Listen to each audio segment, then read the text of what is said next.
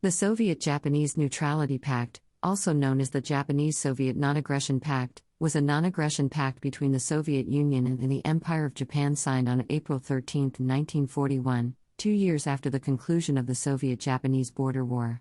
The agreement meant that for most of World War II, the two nations fought against each other's allies but not against each other. In 1945, late in the war, the Soviets scrapped the pact and joined the Allied campaign against Japan. After the fall of France and then the expansion of the Axis powers, the Soviet Union wished to mend its diplomatic relations in the Far East to safeguard its eastern border and to concentrate on the European theater of World War II. On the other hand, the Empire of Japan was bogged down in a seemingly interminable war against China and had rapidly deteriorating diplomatic relations with the United States. Those factors made the Japanese seek an accommodation with the Soviet Union to improve its international standing and to secure the northern border of Manchukuo from a possible Soviet invasion. Soviet Premier Joseph Stalin was initially unaware of Adolf Hitler's briefing to his generals that an attack on the Soviet Union by the European Axis powers would let Japan overtly challenge the United States. That briefing was based on the belief that if such an attack occurred, the Soviet Union would be too preoccupied with fighting Nazi Germany. That would make Japan feel less threatened by any possible Soviet invasion of Manchukuo and allow Japan to have enough provisions and capabilities to start a war against the United States. The pact would allow both Japan and the Soviet Union to avoid fighting on multiple fronts.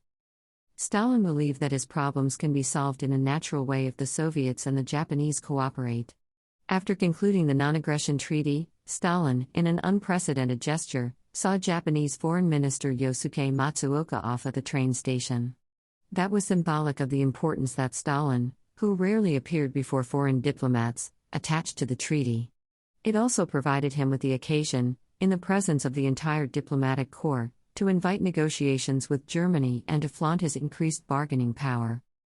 The treaty was signed in Moscow on April 13, 1941 by Foreign Minister Yosuke Matsuoka and Ambassador Yoshitsugu Tadakawa for Japan and Foreign Minister Vyacheslav Molotov for the Soviet Union. The same day, all three men also signed a declaration regarding Mongolia and Manchukuo.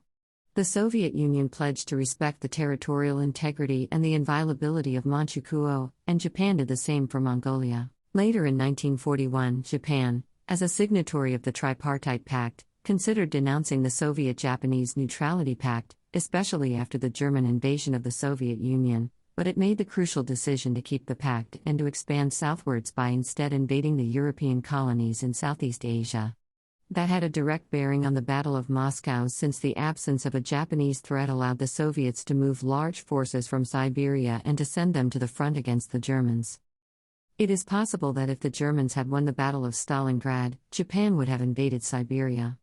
General Tomoyuki Yamashita, who was known for his achievements in the Battle of Singapore, was sent to Manchuria in July 1942 and tasked with organizing troops for the invasion.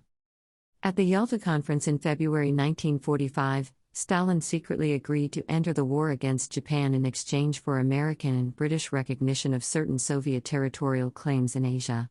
The Soviet offensive was to start within 3 months after the end of the war in Europe. On April 5, 1945, the Soviet Union denounced the pact with Japan by informing the Japanese government that in accordance with Article 3 of the above-mentioned pact, which envisaged the right of denunciation 1 year before the lapse of the 5-year period of operation of the pact, the Soviet government hereby makes known to the government of Japan its wish to denounce the pact of April 13, 1941. 5. The wording of the denunciation suggested that the Soviet Union wished to see the treaty go out of effect immediately, and Time magazine reported that the Soviet Foreign Commissar's tone indicated that the Soviet Union might soon go to war against Japan.